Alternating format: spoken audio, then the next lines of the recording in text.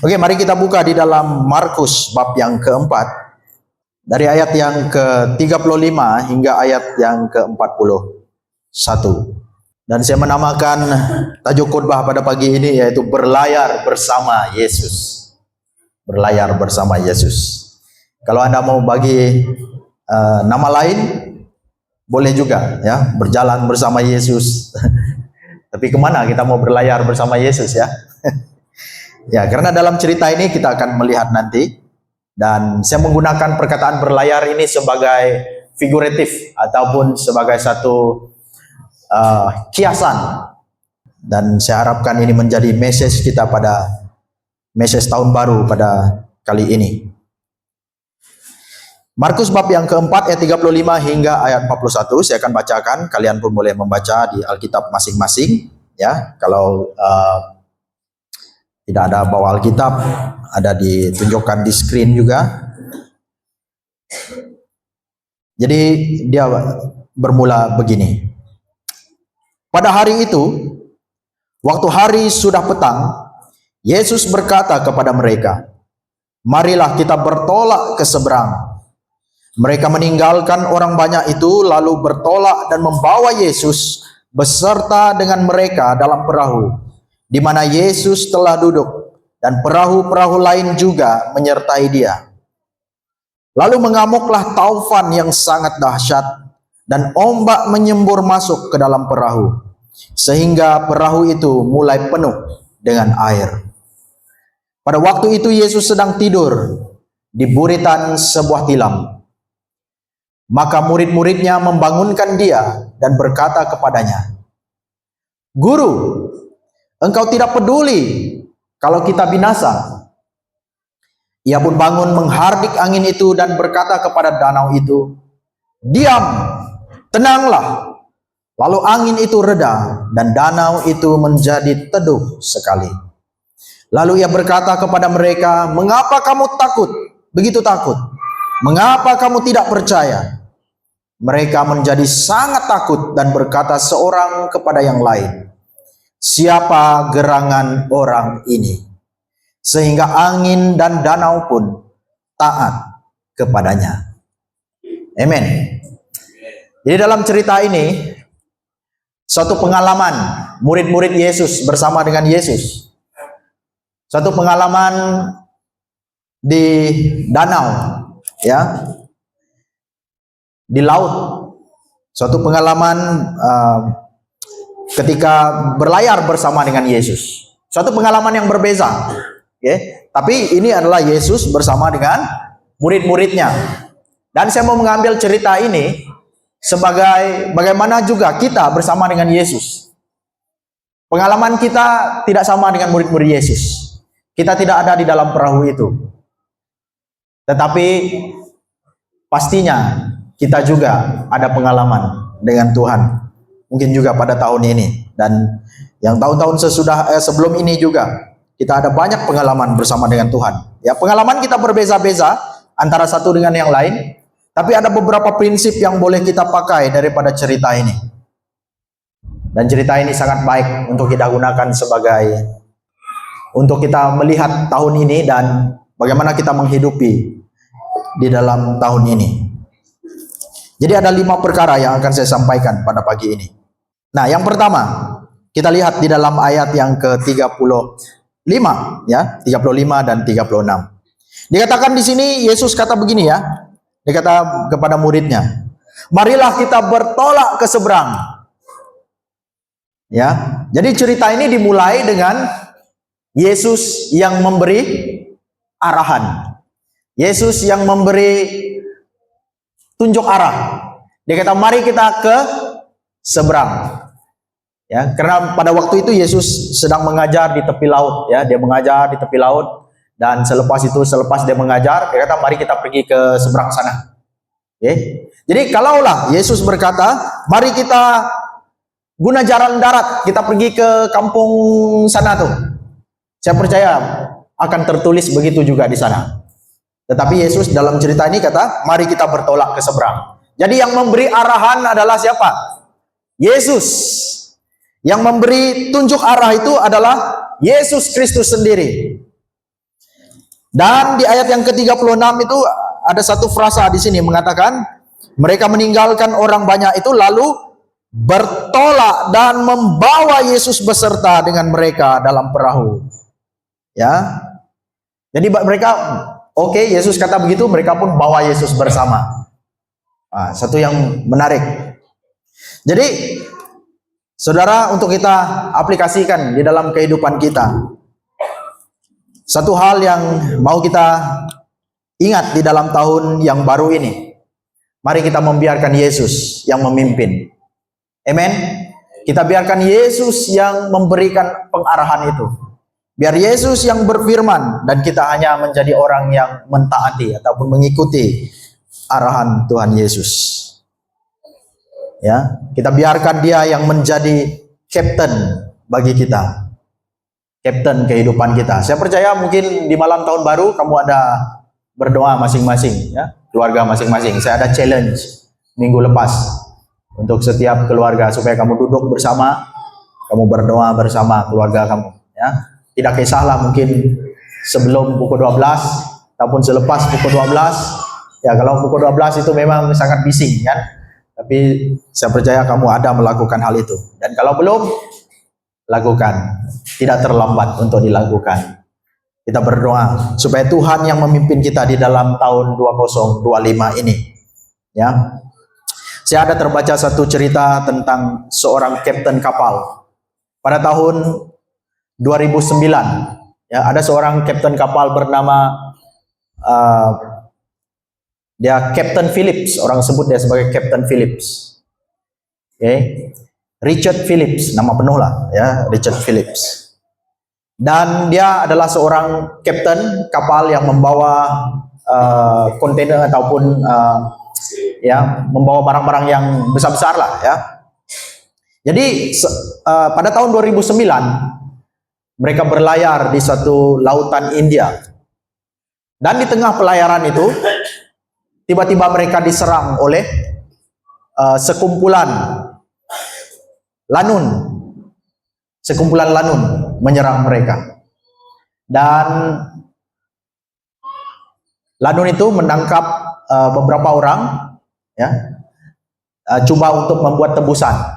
Tetapi si kapten ini, dia seorang yang sangat tenang, dia seorang yang sangat tidak gelabah, dia tidak panik. Dia memberikan beberapa arahan kepada anak-anak buah kapal dia. Dia suruh mereka bersembunyi ada tempat persembunyian di dalam kapal itu. Okay. Tapi akhirnya dia sendiri menyerahkan diri, ya. Dia surrender kepada lanun. Dia kata, "Tapa, ambil saya. Ya, jadikan saya sebagai tebusan." Surrender, asalkan jangan apa-apakan saya punya anak buah kapal yang lain yang sudah ada masa itu, ya. Jadi dia pun jadi tebusan. Dan si lanun itu, dipendekkan cerita, dia pun coba untuk menghubungi kerajaan Amerika, ya, untuk meminta sejumlah uang. Okay. Tapi akhirnya dipendekkan cerita lagi, ya, karena cerita tidak panjang. Lanun itu ditumpaskan, dikalahkan, ditangkap akhirnya, ya, semua lanun itu, ada yang mati, okay. Dan itu menjadi satu peristiwa yang sangat heroik ataupun suatu cerita yang seperti sebuah pengorbanan, wira, keberanian seorang kapten, ya. Dan cerita ini kisah benar dan akhirnya dijadikan sebuah film. Mungkin kamu pernah tengok film itu, Captain Philip, pernah tengok? Ya, ada yang pernah tengok. Ya, gambarannya lebih kurang begitulah dalam cerita itu, cerita pendek dah. Okay. Nah, dalam saya merenung cerita itu, saya pikir, wah, saya tidak lari, saya ingat satu orang saja, yaitu Tuhan Yesus kita. Amen. Yesus adalah kapten kita yang terbaik. Dia juga menyerahkan dirinya. Dia juga berkorban bagi umat-umatnya di atas kayu salib. Dan lebih daripada apa yang kapten itu buat. Ya. Jadi tahun ini saya harap saudara biarkan Yesus menjadi kapten kita. Biarlah dia yang memimpin. Kalau Yesus kata Ke sana kamu, ke sanalah. Ya. Biar kita dalam tahun ini kita berdoa. Kamu minta pada Tuhan apa perencanaan Tuhan, apapun plan-plan kamu yang ada, minta pada Tuhan. Pimpinan Tuhan, biar Dia yang memimpin kita. Jangan kita sombong berkata kita boleh, oh saya plan semua, tanpa penyertaan Tuhan. Kita lihat murid Yesus, dia kata dia membawa Yesus beserta. Kita bawa Yesus dalam perancangan kita, baik itu bagi gereja kita, baik itu bagi keluarga kita, baik itu kerjaya pribadi kamu, masa depan pribadi kamu, bawa Yesus beserta dengan kamu. Ya, ada satu firman di dalam Yakobus, ya. Ini untuk mengingatkan kita, untuk menyadarkan kita. Ya, Yakobus ada menegur seperti ini. Dia kata, hari ini, ya, sekarang kamu berkata, hari ini atau besok kami berangkat ke kota Anu. Di sana kami akan tinggal setahun dan berdagang serta mendapat untung. Wow, banyak orang seperti ini. Ya. Ada plan, okay? Dan macam tahu saja, dapat untung. Sedang kamu tidak tahu apa yang akan terjadi besok, kata firman Tuhan. Apakah arti hidupmu? Hidupmu itu sama seperti uap yang sebentar saja kelihatan, lalu lenyap. Sebenarnya kamu harus berkata, jika Tuhan menghendaki, kami akan hidup dan berbuat ini dan itu. Tetapi sekarang kamu memegahkan diri dalam congkakmu, dan semua kemegahan yang demikian adalah apa? Salah. Jadi saudara dan saudari dalam Tuhan, mari pada tahun ini kita serahkan semua perencanaan kita kepada Tuhan. Biar Tuhan yang memimpin kita. Oke? Yang kedua daripada cerita ini, yang boleh kita pelajari daripada cerita ini dalam Markus 4 ini. Di ayat yang berikutnya, di ayat yang ke-37 dia berkata, lalu mengamuklah taufan yang sangat dahsyat dan ombak menyembur masuk ke dalam perahu, sehingga perahu itu mulai penuh dengan air. Taufan adalah sesuatu yang di luar jangka. Pada tahun lalu, tahun 2024, di banyak negara ada beberapa taufan yang melanda, dan ada yang negara yang banjir disebabkan oleh taufan yang bawa air, hujan lebat, dan banyak juga kemusnahan lain. Dan baru semalam juga saya baca news antara bangsa, ya, contohnya di Amerika Serikat ada beberapa kawasan sudah diberi warning tentang winter storm, ya. Ada taufan, ya, musim sejuk yang akan membawa salji dan sebagainya. Ya, jadi mereka sudah diberi arahan tentang akan adanya taufan. Tapi kamu tahu, dalam kehidupan kita, kadang-kadang kita tidak tahu taufan boleh melanda. Ya, taufan yang biasa itu. Tapi juga dalam kehidupan secara ini, kita juga tidak tahu apa yang akan berlaku di depan. Betul? Karena kita ini bukan Tuhan. Ya, saya pun tidak tahu apa akan terjadi di masa depan. 2-3 hari selepas ini, saya tidak tahu. Tapi yang pasti saudara, taufan ini boleh melanda. Ya, itu taufan. Ombak boleh menjadi suatu keadaan yang tidak menentu. Ada waktu di atas, ada waktu di bawah. Ya, yang tidak tenang. Itulah taufan dan ombak. Ya, saya ingin membawa ini dalam arti yang dalam kehidupan kita, bahwa taufan dan ombak juga boleh melanda kehidupan kita, dan kita harus bersedia untuk kemungkinan ini. Ya, ini bukan untuk menakut-nakutkan kita semua, ya. Ini bukan untuk supaya kamu takut, tapi saya ingin bagi tahu bahwa di dalam perjalanan pelayaran kehidupan kita di dunia ini, kita seperti juga sedang berlayar di dalam kehidupan, dalam pentas dunia ini, dan kita tidak dapat menjangka bila masakah angin badai meniup kehidupan kita, perahu kehidupan kita, sama juga. Dan kita harus bersedia untuk itu. Murid-muridnya tidak menjangka hal ini. Mereka mungkin pikir bahwa, oh, Yesus sudah bagi kita arahan, jom, mesti steady, ya. Dan saya tahu juga bahwa Yesus sudah tahu ini akan terjadi. Kamu rasa Yesus tahu tidak? Di dalam Injil, kalau kita membaca di dalam seluruh Injil, Matius, Markus, Lukas, Yohanes, ada 11 kali, ada 11 ayat yang mengatakan bahwa Yesus tahu apa yang dipikirkan oleh manusia. Dia tahu apa yang dipikirkan oleh ahli Taurat. Dia tahu apa yang dipikirkan oleh murid-muridnya. Saya yakin dia juga tahu apa yang akan berlaku ketika dia berkata, mari kita bertolak ke seberang. Dia tahu akan ada hari taufan. Ya, dia tahu itu akan terjadi, tapi dia tidak bagi tahu murid-muridnya.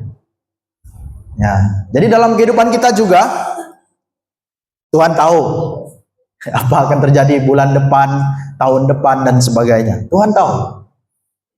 Tapi satu hal yang pasti, dia ada bersama-sama dengan kita. Dia bersama dengan muridnya di dalam taufan itu. Itu yang lebih baik. Ya. Jadi ini yang boleh kita pelajari daripada petikan ini. Beberapa hari yang lalu saya melawat saudara kita, Soto, ya, saudara kita yang sakit, ya, di top aja, oke, di hospital, di melawat. Karena pagi itu istri dia menghantar WhatsApp mengatakan, Pastor tolong berdoa, ya. Sebenarnya dia sudah masuk ke hospital sebelum tahun baru lagi, ya. Dia ada masalah buah pinggang, ya. Buah pinggang dia tinggal satu, ya. Yang dulu pernah rosak satu dan tinggal satu, dan yang satu ini pun ada masalah, ada infection. Jadi ketika saya melawat dan melihat keadaannya, ya, kamu bisa tak bisa berdoa. Kalau nggak berdoa, kamu lagi natung yo nggak berdoain yo, sama Jared, ya, sama Jared. Jadi ketika saya sebelum saya berdoa, saya duduk bersama bercakap, ya, dan kadang-kadang di dalam situasi itu kita tidak tahu apa yang nak dikatakan. Speechless, kata orang putih. Dan saya bagi tahu begitu juga, seperti itu. Saya kata dalam situasi seperti ini kadang-kadang saya tidak tahu apa yang saya mau katakan. Kalau saya nak katalah, kalau ini yang saya katakan di sini, ya. Kalau saya nak kata bersabar, saya pasti dia sudah bersabar. Betul? Ya. Tak ada kata-kata yang begitu manis, yang begitu indah, yang begitu magic word yang mungkin boleh mengangkat semangat dan sebagainya, ya. Tapi saya harap kehadiran saya di sini menunjukkan bahwa saya ada bersama dengan kalian. Saya paham apa yang terjadi, ya. Jadi saya pun bawa dia di dalam firman Tuhan karena dia masih boleh dapat membaca. Dan saya bawa dalam Roma 8 ayat yang ke-18 hingga ayat yang ke-39. Penuh petikan itu dibacakan, dan sampailah, ya, di ayat ini, ya. Dan mari kita baca ayat ini bersama-sama. 1, 2, 3. Kita tahu sekarang bahwa Allah turut bekerja dalam segala sesuatu untuk mendatangkan kebaikan bagi mereka yang mengasihi Dia, yaitu bagi mereka yang terpanggil sesuai dengan rencana Allah. Kita tak ada kata-kata saya yang sangat mujarab, tapi biarlah firman Tuhan yang berbicara. Karena firman Tuhan kata Dia bekerja dalam segala sesuatu untuk mendatangkan kebaikan, yaitu bagi mereka yang mengasihi Dia, yang mengasihi Tuhan. Jadi saudara, dalam tahun ini kita pun tidak tahu, berbagai kemungkinan boleh terjadi. Ya, mungkin dari segi ekonomi kita, mungkin dari segi, ya, pendidikan, mungkin dari segi kesehatan kita, mungkin kita boleh kehilangan orang yang kita sayang. Bagai kemungkinan boleh terjadi. Tapi satu hal yang pasti, Tuhan kata bahwa Dia menjadikan segala sesuatu, Dia bekerja dalam segala sesuatu untuk mendatangkan kebaikan. Kalau bukan di dunia ini, di dunia yang akan datang. Amin. Nah, itu keyakinan iman kita. Ya. Di dunia yang satu ini, yang fana ini, semuanya boleh hilang. Harta benda kita boleh hilang, pangkat kita boleh hilang, ya, kesehatan kita boleh hilang. Ya, kita bukan Superman. Tapi satu hal yang kita pegang, bahwa Tuhan menyediakan masa depan yang baik dalam kerajaannya. Tubuh yang baru, kerajaannya, rumahnya bagi umat-umatnya. Ya, itu yang boleh kita lihat. Jadi bersedialah untuk segala kemungkinan. Murid-muridnya tidak bersedia. Mereka pun terkejut. Oh, ini terjadi. Kita pun mungkin sama. Ya, ada banyak hal yang boleh mengejutkan kita semua. Tapi bersedialah untuk hal itu, supaya mental kita sudah tahu bahwa bila kita mengharungi perkara tersebut, kita sudah tahu bahwa ini adalah kehidupan di dalam dunia ini. Tidak ada garansi bagi orang Kristen mengatakan bahwa mereka tidak akan sakit, tidak akan ada musibah, tidak akan pernah ada masa-masa susah. Tidak ada yang seperti itu. Tetapi kita bersedia untuk segala sesuatu. Yang ketiga, di ayat yang seterusnya, 38 hingga 39. Pada waktu itu Yesus sedang tidur di buritan sebuah tilam, maka murid-muridnya membangunkan dia dan berkata kepadanya, "Guru, engkau tidak peduli kalau kita binasa." Ia pun bangun menghardik angin itu dan berkata kepada danau itu, "Diam, tenanglah." Lalu angin itu reda dan danau itu menjadi teduh sekali. Ayat ini kata, engkau tidak pedulikah kalau kita binasa? Kamu tahu, kalau kita sedang mengalami sesuatu, dilanda sesuatu, masa-masa yang sulit, ya, musibah dan sebagainya, kita boleh berpikir begini, Tuhan peduli saya kah? Sama macam murid-murid Yesus lah. Ya, saya berani berkata begitu karena saya sendiri pun pernah berkata begitu. Saya pernah mengalami. Saya kata, Tuhan, engkau peduli kah? Ya, saya sudah struggle Tuhan. Saya sudah mencoba Tuhan. Ya. Tapi sepertinya kita kata seperti Tuhan tidak peduli. Kamu tahu Tuhan peduli. Amen. Bukan Tuhan tidak peduli, Tuhan peduli. Jadi apa yang berlaku? Ia pun bangun menghardik angin itu dan berkata, "Diam, tenanglah." Lalu angin itu reda dan danau itu menjadi teduh sekali. Bermaksud bahwa Tuhan Yesus itu berkuasa di atas segala keadaan. Kita boleh berseru kepada Tuhan, ya, di saat-saat yang seperti ini. Dia berkuasa di atas segala keadaan, ribut, badai dalam kehidupan kita. Kalau kamu dilanda musibah, kamu dilanda kesusahan, berlari pada Yesus, berseru kepada nama Tuhan.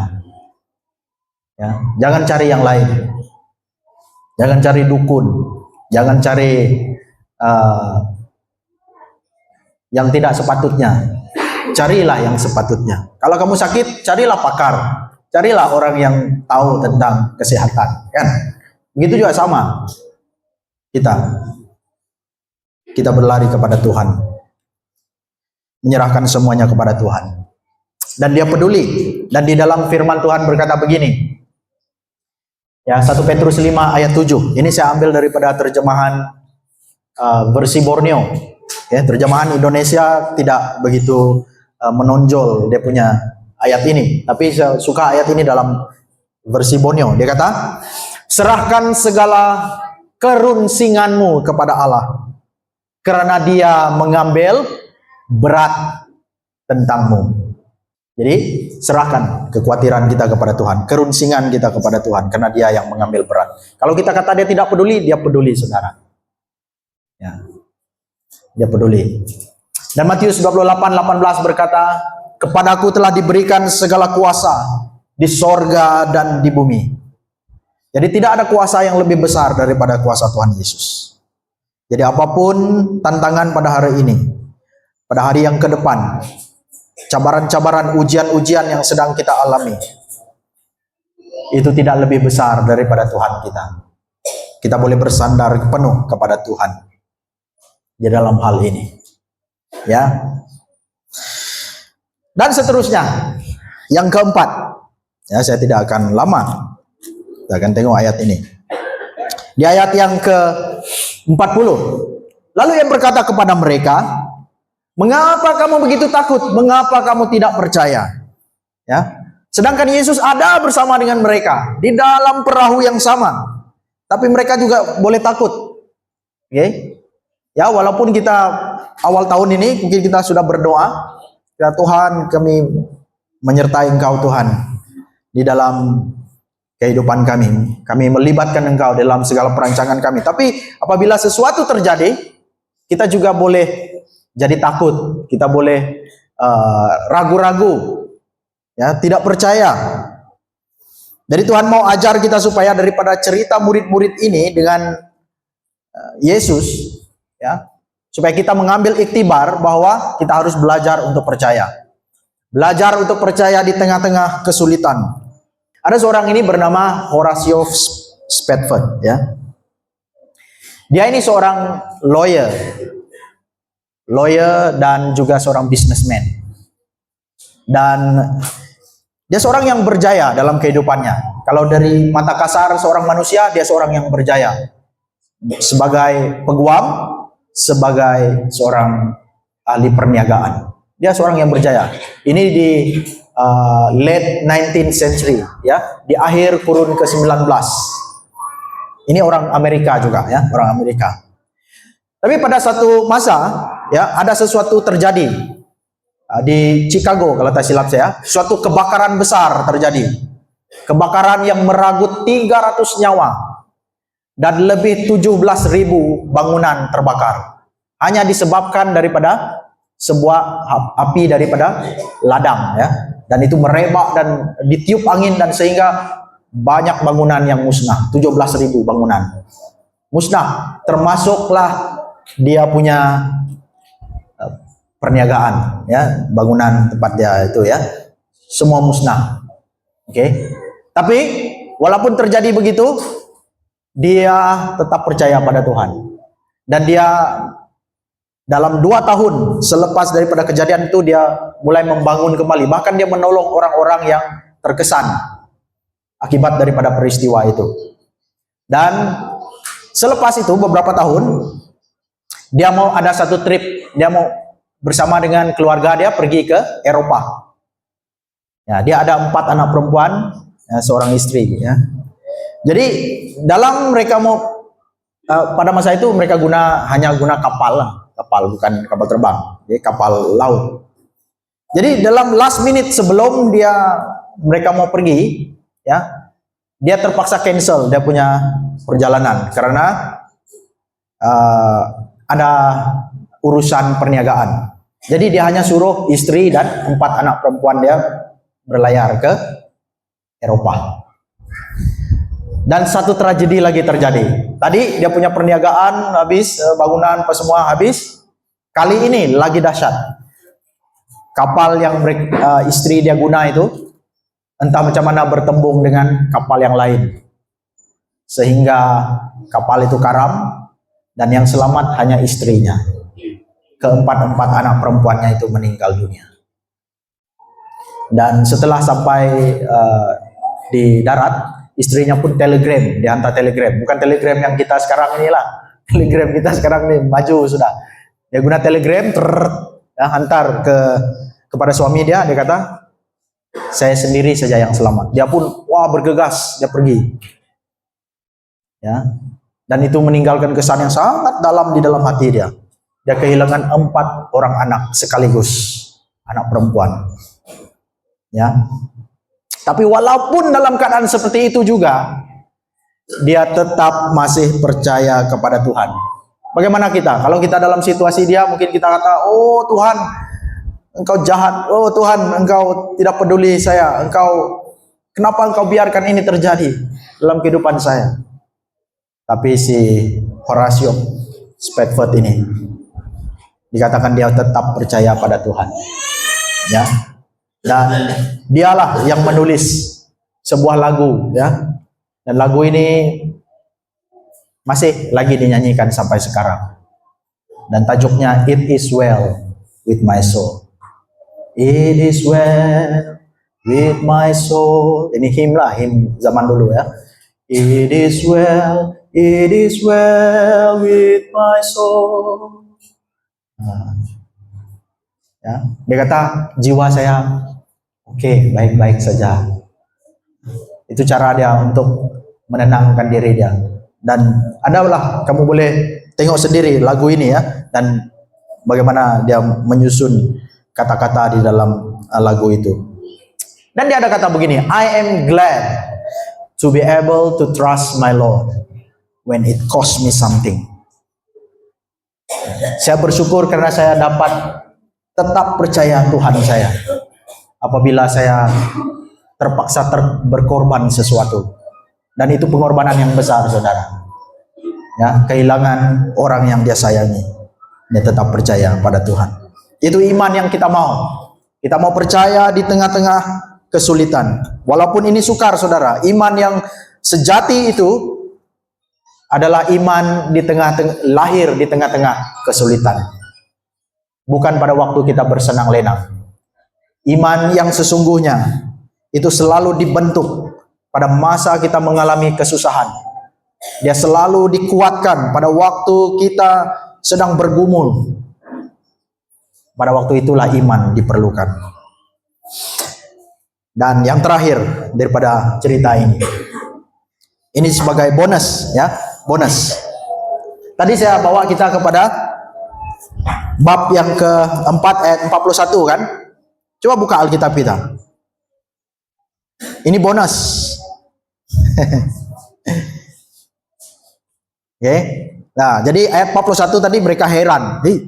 Cemana ini? Siapa gerangan ini? Sehingga angin dan danau pun taat kepada dia. Baru mereka tahu bahwa Tuhan Yesus itu bukan sekadar seorang manusia ataupun seorang nabi biasa. Dia adalah Tuhan di atas segala keadaan. Tapi ada satu bonus ya bagi. Bab 5 ayat 1. Apa katanya? Lalu sampailah mereka di seberang danau di daerah orang Gerasa. Di awal cerita ini, siapa yang memberi arahan? Yesus yang memberi arahan. Yesus yang memberi tunjuk arah. Mari kita pergi ke seberang sana. Dan kamu tahu di akhir cerita ini, mereka sampai kepada tujuan itu. Nah, mereka sampai. Ya. Walaupun di tengah-tengah itu ada banyak hal yang terjadi. Ribut, taufan dan sebagainya, ombak terjadi. Jadi bersama dengan Yesus, saya mengambil poin ini, bersama dengan Yesus kita akan sampai kepada tujuan. Kalau kita melibatkan Yesus dalam kehidupan kita akan menggenapi kehendak Tuhan. Kita akan berjaya akhirnya mencapai tujuan yang Tuhan sudah berikan kepada kita. Ya, jadi dia pun sampai. Jadi Yesus sudah memimpin, dia menyertai. Ya, kalau dia yang menyertai, dia yang akan memberkati, dia akan provide. Nah, dia akan menyediakan. Oke. Ya, saya ingat waktu saya baru sebelum saya pergi ke Pineng, ya. Sebenarnya saya sudah berdoa berbulan-bulan. Ya. Saya sudah berdoa berbulan-bulan. Dan saya tidak tahu apa akan terjadi waktu depan. Oke. Saya hanya berdoa, saya kata Tuhan, kalau memang kehendak-Mu, saya akan pergi. Dan saya bergumul juga ya, bergumul. Karena saya memang tidak tahu apa akan terjadi. Ya, dari mana sumber saya? Tapi di dalam beberapa bulan sebelum saya pergi, ya, sebelum saya memutuskan untuk pergi, ya, di dalam doa saya dapat satu damai sejahtera, ya, yang seperti inilah, ya. Saya tidak kata bahwa oh Tuhan sedang cakap begitu dengan saya berhati-hati akan hal ini. Tapi saya rasa suatu keyakinan yang Tuhan letakkan dalam hati saya, yang seperti ini, pergi, ya. Kalau saya yang panggil, saya yang akan menyediakan. saya akan mencukupkan apa yang perlu. Jadi saya hanya melangkah dengan iman. Saya hanya pergi dengan iman. Dan pada zaman saya pergi, zaman apa itu? Zaman COVID. Zaman COVID lagi. Ya. Dan pelayanan waktu itu banyak yang stop dan kami banyak gunakan online dan sebagainya. Tapi puji Tuhan, Tuhan juga tetap menyertai. Ya. Jadi saya tidak tahu sebenarnya COVID akan berlaku. Bayangkan kalau saya tahu. Mungkin saya tidak pergi ke Pineng waktu itu. Ya, nanti akan ada COVID. Bayangkan kalau Tuhan bagi tahu saya awal-awal. Nanti akan ada COVID tahu. 2 tahun itu di sana. Ya. Sama juga dalam cerita ini. Yesus ketika dia kata, mari kita pergi ke seberang. Dia hanya bagi tahu begitu saja. Dia tidak bagi tahu, nanti di tengah-tengah kita akan dilanda dengan ribut taufan. Dia tidak bagi tahu begitu. Tapi kita harus belajar untuk percaya. Kalau dia yang memberikan petunjuk dan arahan, dia juga akan menyertai sampai akhir. Ya, jadi kita harus belajar untuk percaya akan hal ini. Jadi ya, 5 perkara ini di dalam kita mengarungi tahun 2025 ini. Mari kita ambil cerita ini sebagai satu peringatan bagi kita, untuk menjadi suatu semangat bagi kita untuk mengarungi tahun ini. Yang pertama, biar Yesus yang memimpin. Haleluya. Biar Yesus yang memimpin. Itu yang akan kita doakan pada tahun ini. Biar Yesus memimpin keluarga kita. Yesus memimpin kita dalam kerjaya kita. Pendidikan anak-anak kita. Ya. Dan seterusnya. Dan yang kedua, biar kita bersedia secara mental. Kita tidak tahu apa yang terjadi di tengah-tengah tahun ataupun sampai ujung tahun. Tapi kita sudah bersedia. Kita tahu memang akan ada naik dan turun seperti ombak. Memang akan ada taufan yang melanda. Tapi kita tahu bahwa Tuhan beserta dengan kita di dalam taufan itu. Dan yang ketiga, kita tahu bahwa Yesus berkuasa di atas segala keadaan. Jadi kita boleh mengandalkan Dia. Dan yang keempat, kita belajar untuk percaya walaupun di tengah-tengah kesulitan. Dan yang terakhir, kalau kita bersama Yesus, Yesus kata, di luar aku kamu tidak dapat berbuat apa-apa. Bersama Yesus kita akan sampai kepada tujuan. Amin. Ya, haleluya. Biar kita bersama Tuhan mengarungi tahun baru ini. Kita mau melewati semuanya bersama Tuhan. Serahkan segala perancanganmu, serahkan segala masa depanmu, dan jangan terkejut jika kita menghadapi berbagai-bagai dugaan, berbagai-bagai kesulitan, struggle, pergumulan yang terjadi. Tuhan pun tahu itu akan terjadi. Tapi Tuhan tidak tinggalkan kita di dalam keadaan itu. Dia berkuasa di dalam keadaan itu. Dan kita boleh berseru kepadanya. Dan Dia boleh berkatakan, tenanglah, diamlah. Dan segalanya akan tenang dan diam. Musim akan berlalu. Musibah akan berlalu. Masalah-masalah yang terjadi boleh berlalu. Tapi Tuhan kita tetap sama dulu, sekarang, dan sampai selama-lamanya. Dia Tuhan yang baik. Dia Tuhan yang menyertai. Dan apabila Dia berkata, mari, Dia juga memberi jaminan bahwa Dia akan menyertai. Dan kita akan sampai kepada tujuan kita. Apabila kita bersama dengan Tuhan Yesus. Haleluya. Haleluya. Terpuji namamu Tuhan.